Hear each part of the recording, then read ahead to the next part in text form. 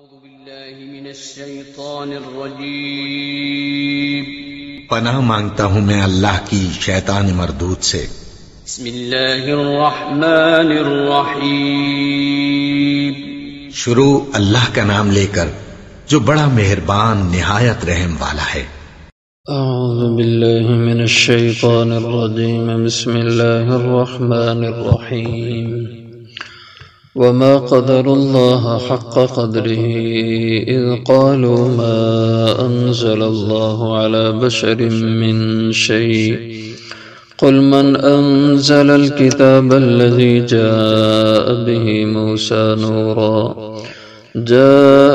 موسى نورا وهدى للناس تجعلونه قراطيس تبدونها وتخفون كثيرا وعلمتم ما لم تعلموا أنتم ولا آباؤكم قل الله ثم ذرهم في خوضهم يلعبون وهذا كتاب أنزلناه مبارك مصدق الذي بين يديه ولتنذر القرى ومن حولها والذين يؤمنون بالآخرة يؤمنون به وهم على صلاتهم يحافظون وما قدر اللہ نہیں قدر کی انہوں نے اللہ کی حق قدری جیسے حق ہے اس کی قدر کرنے کا۔ اذ قالوا جب انہوں نے کہا ما انزل اللہ نہیں اتاری اللہ نے علی بشر انسان پر من شیء کوئی بھی چیز۔ قل کہہ دیجئے من انزل الکتاب تو کس نے اتاری کتاب الذی جاء بہ موسیٰ وہ جسے لے کر آئے موسیٰ علیہ السلام نوراً جو روشنی تھی وہدن اور ہدایت تھی للناس لوگوں کے لیے تجعلونہ کر دیا تم نے اسے قراطیسا ٹکڑے ٹکڑے تبدونہا تم ان کو ظاہر کرتے ہو کچھ کو وہ تخفون کثیرا اور چھپا جاتے ہو بہت سارے مضامین کو وعلمتم اور تمہیں تعلیم دی گئی ما لم تعلموا جو کہ نہیں جانتے تھے انتم تم ولا آباؤکم اور نہ تمہارے آبا و اجداد۔ قل اللہ تو کہہ دیجئے اللہ ہی نے وہ نازل فرمائی۔ ثم ذرہم فی خوضہم یلعبون پھر چھوڑے انہیں فی خوضہم یلعبون اسی مشغلہ میں وہ کھیلتے رہیں مشغول رہیں۔ وہذا کتاب اور یہ کتاب انزلناہ مبارک جسے ہم نے اتارا ہے برکتوں والی ہے مصدق تصدیق کرنے والی ہے الذی بین یدی اس کتاب کی جو اس سے پہلے ہے وَلِتُنذِرَ أُمَّ الْقُرَى وَمَنْ حَوْلَهَا اور تاکہ آپ ڈرائیں بستیوں کی ماں کو وَمَنْ حَوْلَهَا اور جو اس کے ارد گرد ہیں وَالَّذِينَ يُؤْمِنُونَ بِالْآخِرَةِ اور وہ لوگ جو ایمان رکھتے ہیں آخرت پر يُؤْمِنُونَ بِهِ وہ اس پر ایمان رکھتے ہیں وَهُمْ عَلَى صَلَاتِهِمْ يُحَافِظُونَ اور وہ اپنی نمازوں پر حفاظت ان کی پابندی کرتے ہیں۔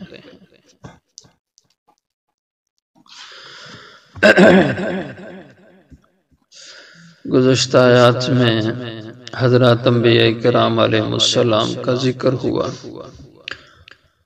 تو ان انبیاء کے گزشتہ جو انبیاء تھے ان کے ذکر کے اختتام پہ حضور اکرم صلی اللہ علیہ وسلم کا ذکر ہوتا ہے کہ مشرکین کہتے تھے کہ آپ یہ قرآن یہ کتاب خود گھڑ رہے ہیں یہ اللہ کی اتاری ہوئی کتاب نہیں ہے اور بڑی ڈھٹائی سے وہ یہ کہتے تھے کہ ما انزل اللہ علی بشر من شیء کسی بھی انسان اور بشر پر اللہ نے کوئی وحی نازل نہیں کی۔ تو اس کے جواب میں یہاں اللہ نے یہ ارشاد فرمایا وما قدر اللہ حق قدری اور نہیں انہوں نے قدر کی اللہ کی، اس کی تعظیم نہیں کی، اس کی عظمت کو نہیں جانا انہوں نے حق قدر، جیسے اللہ کی تعظیم اور اس کی عظمت کا حق تھا، اس کو جیسے پہچاننا چاہیے تھا، ایسے ان لوگوں نے نہیں پہچانا۔ تو اللہ کی قدر نہیں کی انہوں نے، اللہ کی عظمت کا خیال انہوں نے نہیں کیا۔ کب؟ اذ قالوا، جب انہوں نے یہ کہا، ما انزل اللہ علی بشر من شیء، کہ نہیں اتاری اللہ نے بشر پر، اس انسان پر جو حضور کے متعلق وہ کہتے تھے کہ اس پہ یہ قرآن آسمان سے نہیں اترتا، یہ خود گھڑ لیتے ہیں، اس لیے کہ کسی بشر پر وحی نہیں اتر سکتی، کسی بشر کو نبی اللہ نے نہیں بنایا کہ بشر نبی ہونے کے قابل نہیں۔ جی ان کی ایک سوچ تھی، لیکن اللہ نے جتنے نبی بنائے سبھی بشر تھے، انسان تھے، تو انہوں نے کہا نہیں اتاری اللہ نے علی بشر، بشر پر، مراد اس سے حضور کی ذات اقدس ہے، من شیء، کوئی بھی چیز۔ تو انہوں نے بات یہ کی کہ حضور پر کوئی وحی نہیں اتری، یہ کتاب اللہ کی طرف سے بھیجی نہیں، ان کی خود گھڑی افترا شدہ ہے۔ اور اس کو اللہ نے یوں بیان کیا کہ وما قدر اللہ حق قدر، یہ بات کہہ کر انہوں نے اللہ کی قدر نہیں کی، اللہ کی عزت اور عظمت کا خیال نہیں کیا۔ بات حضور کی نسبت ہے، لیکن اللہ نے اس کو اپنی طرف منسوب کیا کہ انہوں نے میری بے قدری کی۔ اس کی وجہ یہ ہے، اس لیے کہ حضور تو اللہ کے بھیجے ہوئے ہیں،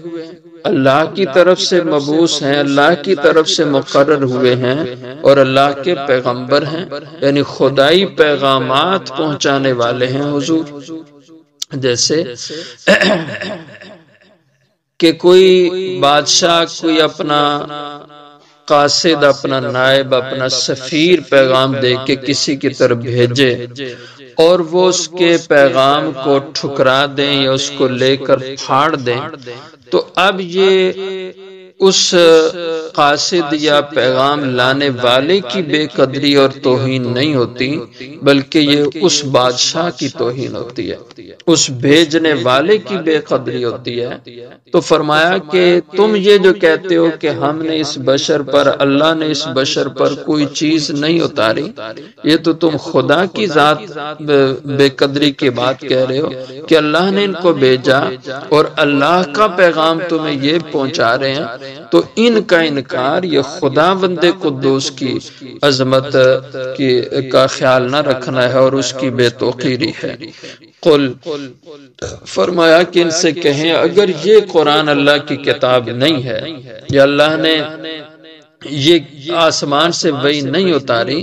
تو کل ان سے پوچھیں، کہیں من انزل الکتاب، تو پھر کس نے اتاری وہ کتاب، الذی جاء بہ موسیٰ، جس کتاب کو موسیٰ علیہ السلام لے کر اپنی قوم کے پاس آئے، توریت، نورن، جو کتاب روشنی تھی، رہنمائی لوگوں کی کرتی تھی، وہدن للناس، اور اس میں ہدایت کا سامان تھا لوگوں کے لیے، انسانیت کے لیے، اور تم نے اس کتاب کا یہ حشر کیا، تمہارے لیے وہ کتاب بھیجی گئی، تمہارے بڑوں کی طرف بھیجی گئی، تجعلون، تو کر ڈالا تم نے اسے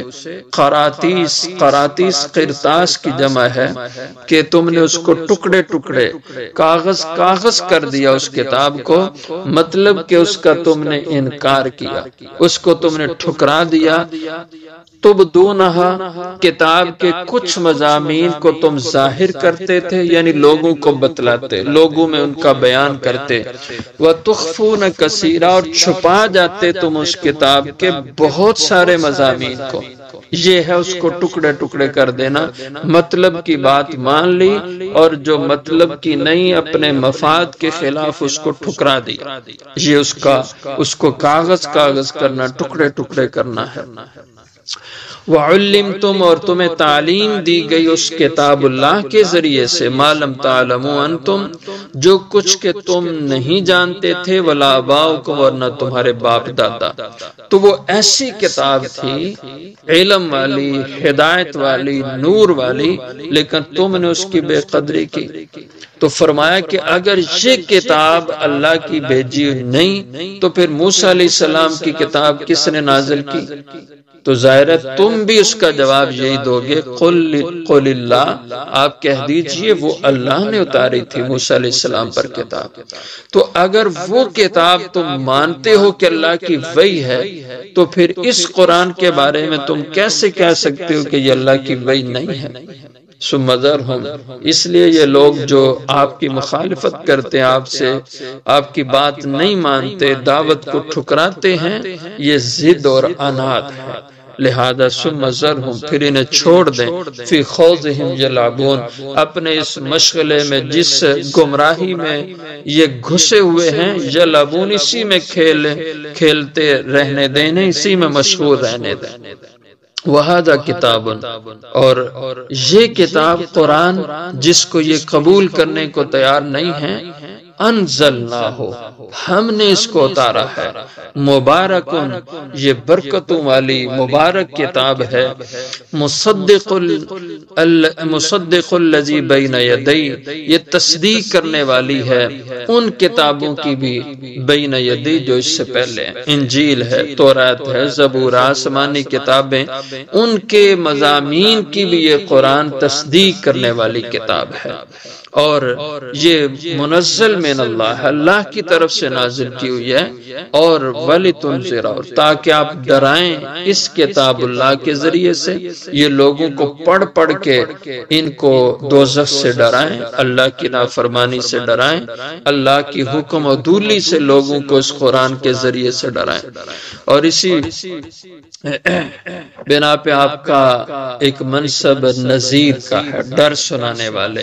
اور ایک منصب بشیر کا ہے، خوشخبریاں سنانے والے. تو ڈر سنائیں، یعنی اس قرآن کی آیتوں کو پڑھ کے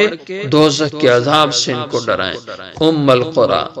ڈرائیں آپ ام القرى والوں کو بھی، ومن حولها، اور جو اس کے ارد گرد ہیں ان کو بھی ڈرائیں. ام القرى یہ مکہ معظمہ کا نام ہے. مکہ کو ام القرى بھی کہتے ہیں، اور اس کا نام مکہ بھی ہے، اس کا نام بکہ بھی ہے. قرآن کریم میں اس کا نام بکہ بھی آیا ہے. تو ام القرى ماں، بستیوں کی ماں، اس لحاظ سے اس کو کہا جاتا ہے کہ پوری دنیا کی آبادی کا مرکز یہ مکہ معظمہ ہے. اور جہاں سے اللہ نے زمین کو پھیلایا کہ جیسے آٹے کا پیڑا رکھا جاتا ہے اور پھر اس کو پھیلایا جاتا ہے، تو اسی طرح اللہ نے پانی پر جہاں زمین کو رکھا اور پھر اس سے ساری زمین کو پھیلا دیا، اس لیے یہ ام القرى کہلایا. اور مکہ کے لغوی معنی جو لفظ مکہ کے ہیں وہ ناف کے ہیں. جو انسان کی ناف ہوتی ہے یہ جسم کے مرکز میں ہوتی ہے، اور ناف ہی وہ واحد ذریعہ ہے. جب بچہ پیٹ میں ہوتا ہے تو ناف کے ذریعے سے اس کو غذا ملتی ہے، اس کی زندگی کی بقا کا ذریعہ یہ ناف ہوتی ہے. تو اس لحاظ سے مکہ اس جگہ کا نام رکھا کہ پوری دنیا کو روحانی غذا یہیں سے ملے گی، اور پوری دنیا کی روحانیت کا مرکز وہ یہی مکہ المکرمہ ہے، اس لیے اس کو ام القرى کہا. ومن حولہا، جو اس کے ارد گرد، پوری دنیا وہ ساری من حولہا مکہ کے ارد گرد ہے. تو اللہ کے نبی نے اپنی زندگی میں اس قرآن کے ذریعے سے انذار فرمایا، اور آپ کے بعد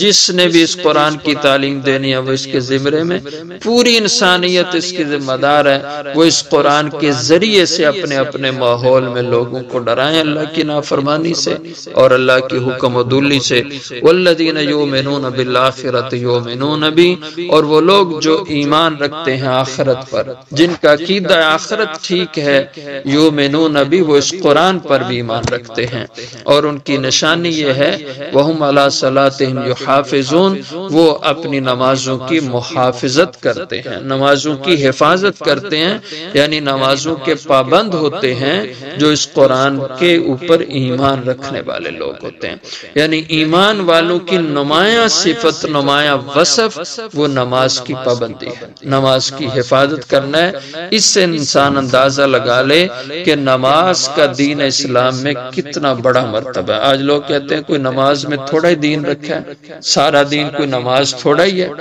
بھئی دین کی بنیاد نماز ہے، یہ راستہ ہے دین میں آنے کا، تو جو اس پہ نہیں آتا وہ باقی دین پہ کیسے آئے گا؟ اس لیے اللہ نے